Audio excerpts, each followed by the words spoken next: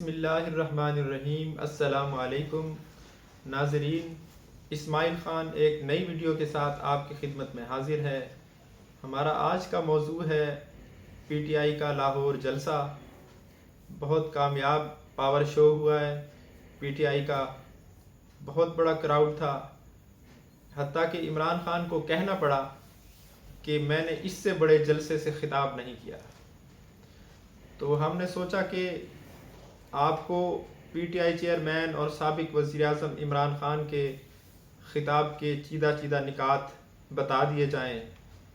تقریر میں ایک بات تو انہوں نے یہ کی کہ میری حکومت جو ہے وہ روس سے تعلقات استوار کرنے کی سزا کے طور پر ہٹائی گئی۔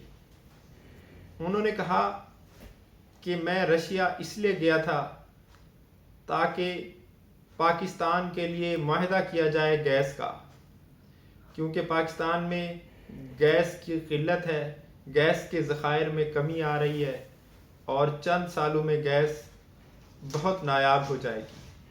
تو رشیا پاکستان کو 20% سستی گیس دینے پر تیار تھا، اور تیل کے بارے میں بھی بات کی۔ انہوں نے کہا کہ ہم رشیا سے پیٹرول لینا چاہ رہے تھے اور رشیا ہمیں 30% سستا پیٹرول دینے پر تیار تھا، اور 20 لاکھ ٹن گندم ہم نے ان سے خریدنی تھی۔ جب گندم سستی آتی، پیٹرول سستا آتا، تو اس کے نتیجے میں پاکستان میں مہنگائی کم کرنے میں مدد ملتی۔ یعنی انہوں نے کہا کہ میں پاکستان میں اس طریقے سے مہنگائی کو کم کر پاتا، کیونکہ جب ہم آئی ایم ایف سے قرض لیتے ہیں تو وہ ان کی شرائط پر ہوتا ہے۔ ہم 30% جب کم ریٹ پر رشیا سے پیٹرول خریدتے تو پاکستان میں صاف ظاہر ہے کہ مہنگائی کم ہوتی، کیونکہ مہنگائی کی جو سب سے بڑی وجہ ہے وہ پیٹرول کا اوپر جانا ہے۔ اور آپ جانتے ہی ہیں کہ رشیا اور یوکرائن وار کی وجہ سے پیٹرول کی قیمتیں بہت زیادہ بڑھ گئی ہیں، اور ان کا کہنا تھا کہ اس ملک کی بدقسمتی ہے کہ جس شخص پر 40 ارب کی کرپشن کا الزام ہے وہ پاکستان کا وزیر اعظم بن گیا ہے، اور کابینہ میں بھی ایسے لوگ ہیں اور وزیر اعظم بھی وہ ہے جو ضمانت پر ہے۔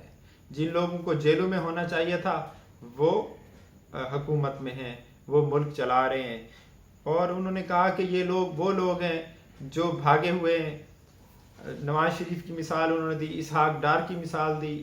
اسحاق ڈار بھاگے ہوئے ہیں، ان کے بیٹے بھاگے ہوئے ہیں۔ انہوں نے کہا یہ میں نے کیس نہیں بنائے ان پر، میں تو چاہتا تھا کہ ان تیز ترین کارروائی ہو، لیکن عدلیہ آزاد ہے، نیب آزاد ہے، تو وہ سارے کیس جو ہے وہ اپنی رفتار سے چلے۔ اسحاق ڈار کے بیٹے بھاگے ہوئے ہیں اور شہباز شریف کے داماد بھاگے ہوئے ہیں، اور وہاں پر اربوں کی پراپرٹیز انہوں نے بنائی ہوئی ہیں۔ تو انہوں نے ساتھ ایک مذاق بھی کیا، انہوں نے کہا کہ یہ ایسے برطانیہ جاتے ہیں جیسے ملکہ برطانیہ کو ان کے رشتہ دار ہو اور پاکستان سے ان کا کوئی تعلق ہی نہ ہو۔ اس میں اپنی تقریر میں انہوں نے بار بار اس بات پر زور دیا، پاکستان کی خود مختاری اور سالمیت کی بات کی، بلاول کی اردو پر بھی طنز کیا، اور ان کا جو غلط جملہ مشہور ہوا ہے جس میں انہوں نے کہا کہ کانپیں ٹانگ رہی ہیں، اس کو انہوں نے دہرایا، اور مریم نواز پر بھی بات کی کہ یہ اقتدار کے امیدوار بنے ہوئے ہیں۔ انہوں نے کہا کہ مریم نواز وہ پرسنالٹی ہیں جنہوں نے زندگی میں کبھی کوئی کام نہیں کیا۔ تو اس طرح کی یہ بات کی، اور انہوں نے کہا کہ پاکستان دنیا کا 5واں بڑا ملک ہے آبادی کے لحاظ سے، اور 22 کروڑ آبادی کا حامل یہ ملک ہے، لیکن اس کو دھمکی دی جاتی ہے، آزاد خارجہ پالیسی اس کا جرم قرار دیا جاتا ہے۔ تو آخر کیوں کر اس کو مانا جا سکتا ہے؟ اور چیئرمین پی ٹی آئی کا یہ کہنا تھا کہ جب تک میں زندہ ہوں مقابلہ کروں گا، پاکستان کی حقیقی آزادی کی جنگ لڑوں گا۔ میں پہلے بھی اسی حق میں تھا، پاکستان کو کئی بار بیرونی جنگ میں دھکیلا گیا۔ پہلے 80s کی دہائی میں پاکستان دوسرے کی جنگ میں کودا اور رشیا کے خلاف فریق بن گیا۔ پھر جنرل مشرف کا زمانہ آیا، اس میں بھی یہی ہوا۔ انہوں نے طالبان کے سفیر ملا عبدالسلام ضعیف کی مثال دی کہ ان کو بھی پاکستان سے گرفتار کر کے امریکہ پہنچا دیا گیا اور ان کی قید میں دے دیا گیا، حالانکہ وہ جنیوا کنونشن کے تحت ایک سفیر تھے اور سفیر کو پروٹیکشن حاصل ہے۔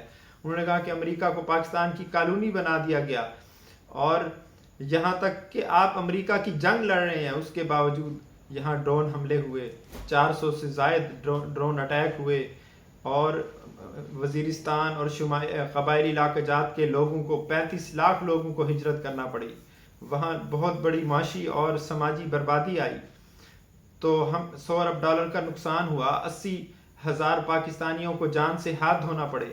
یہ اس وجہ سے ہوا کہ ہم غیر کی جنگ میں کودے۔ انہوں نے کہا کہ میں پاکستانی ہوں، پاکستان کی خارجہ پالیسی وہ ہونی چاہیے جو پاکستان کے مفاد میں ہو، ہم ایسی کوئی پالیسی نہیں لانا چاہتے تھے جس سے پاکستانی ذبح ہوں، ہم اپنے لوگوں کو مروانا نہیں چاہتے۔ یہ بات کی انہوں نے، اور انہوں نے یہ شعر بھی پڑھا کہ جو انہوں نے اپنے دیسی سٹائل میں پڑھا، کہ اقبال کا شعر کہ اے طائر لاہوتی اس رزق سے موت اچھی جس رزق سے آتی ہو پرواز میں کوتاہی۔ انہوں نے کہا کہ آزادی جو ہے وہ روٹی کی قیمت پر نہیں ہے، کہ آپ اگر کسی سے قرضہ لیتے ہیں تو اس کا یہ مطلب نہیں ہے کہ آپ بک جائیں۔ انہوں نے مثال دی کہ اس کی وجہ کہ ہم ان کے غلام کیوں ہیں، اس کی وجہ اقتصادی ہے، وہ ہمارا پیسہ لوٹ کر لے جاتے ہیں۔ ایک اقوام متحدہ کی رپورٹ کا حوالہ دیا کہ ایسا کیوں ہے کہ امیر ملک امیر ہو رہے ہیں اور غریب ملک مزید غریب ہو رہے ہیں۔ تو اس رپورٹ میں جو انویسٹیگیٹ کیا گیا تھا اس میں یہ بتایا گیا کہ $1700 ارب جو ہے وہ غریب ملکوں سے امیر ملکوں میں شفٹ ہو جاتا ہے کرپشن کے ذریعے، اور صرف پاکستان کا سالانہ $15 ارب جو ہے وہ یورپ امریکہ وہاں شفٹ ہو رہا ہے، جس کی وجہ سے پاکستان غریب ہے۔ اور انہوں نے بھارت کی مثال دی کہ امریکہ کے منع کرنے کے باوجود وہ رشیا سے تیل لے رہا ہے، تو کیا وجہ ہے کہ ہم رشیا سے سستے داموں پیٹرول نہیں لے سکتے، گندم نہیں لے سکتے؟ اگر رشیا سے اس سال گندم نہ خریدی گئی تو گندم آسٹریلیا سے 3 گنا مہنگے داموں پر خریدنا پڑے گی۔ اور انہوں نے کہا کہ اور اس کی مثال یہ ہے کہ پچھلے سال جو انڈیا ہے اس نے 13 ملین بیرل پیٹرول خریدا تھا ایک سال میں، اس سال انہوں نے 16 ملین بیرل خریدا تھا، اس سال انہوں نے صرف جنگ کے 2 مہینوں میں 13 ملین بیرل خرید لیا ہے، یعنی وہ پہلے سے زیادہ خرید رہے ہیں۔ اور لوٹ سیل لگائی ہے رشیا نے فرینڈلی ملکوں کے لیے۔ رشیا یہ کہہ رہا ہے کہ جو لوگ ہم سے تیل لینا چاہیں، جو لوگ ہم سے گندم لینا چاہیں تو ہم ان کو سستے داموں دیں گے۔ اور انہوں نے کہا کہ میں چین سے بیٹھنے والا نہیں ہوں، آپ یہ نہ سمجھیں کہ پشاور، کراچی اور پھر اب لاہور تو یہ خاتمہ ہو گیا، جلسے ہو گئے اور بس۔ انہوں نے کہا کہ پارٹی تو اب شروع ہوئی ہے اور میں اس وقت تک چین سے نہیں بیٹھوں گا، ان لوگوں کو میں تسلیم نہیں کروں گا۔ الیکشن کے لیے ہر قیمت پر مہم چلائی جائے گی، جب تک منصفانہ الیکشن نہ ہو جائیں یہ تحریک جاری رہے گی۔ انہوں نے عوام سے کہا کہ آپ بے شک مجھے ووٹ نہ دیں، میں آپ سے ووٹ نہیں مانگتا، میری پارٹی کو ووٹ نہ دیں، میرے کینڈیڈیٹس کو ووٹ نہ دیں، لیکن آپ یہ طے کر لیں، عہد کر لیں کہ آپ کسی لوٹے کو ووٹ نہیں دیں گے، کسی بکنے والے کو ووٹ نہیں دیں گے، اور اگر آپ نے ایسا کیا تو یہ ملک سے غداری ہوگی۔ آپ ان کو عبرت کی مثال بنا دیں، ان کو سیاست چھوڑنے پر مجبور کر دیں۔ اس کے علاوہ انہوں نے کہا کہ یہ لوگ کہتے ہیں کہ ہم تو مقروض ہیں، ہم کیسے ان کو آنکھیں دکھا سکتے ہیں۔ انہوں نے سخت الفاظ استعمال کیے، انہوں نے کہا شرم کرو، 22 کروڑ لوگوں کا ملک ہے یہ، اس کو آپ جو ہے غلام بنانا چاہتے ہو، آپ لوگوں کی پالیسیوں نے ہمیں چیونٹی بنا کے رکھ دیا ہے، ہماری عزت ختم ہو گئی ہے۔ اور میں بیرون ملک پاکستانیوں کو بھی میسیج دیتا ہوں، آپ کو بھی میسیج دیتا ہوں جو 31 ارب ڈالر پاکستان کو بھیجتے ہیں، جس کے بلبوتے پہ پاکستان چلتا ہے۔ انہوں نے کہا کہ آئیں میرے ساتھ شامل ہو کر حقیقی پاکستان کے لیے جدوجہد کریں۔ اور انہوں نے یہ بھی کہا کہ یہ ایک ہی خاندان ہے، حکومت میں ہے، آپ دیکھیں باپ وزیر اعظم ہے، بیٹا وزیر اعلیٰ ہے، میرا تو کوئی بھی رشتہ دار سیاست میں نہیں ہے، تو میں کوئی موروثی سیاست کے لیے جدوجہد نہیں کر رہا ہوں۔ ہر شخص کے لیے پی ٹی آئی کے دروازے کھلے ہیں، وہ اس میں عہدہ بھی لے سکتا ہے۔ تو یہ بہت کامیاب پاور شو تھا، اور اس میں انہوں نے بہت ہی فلو کے ساتھ اور بہت ہی ردھم کے ساتھ تقریر کی، ٹھہر ٹھہر کر گفتگو کی، اور مخالفین پر ٹھیک ٹھیک نشانے لگائے۔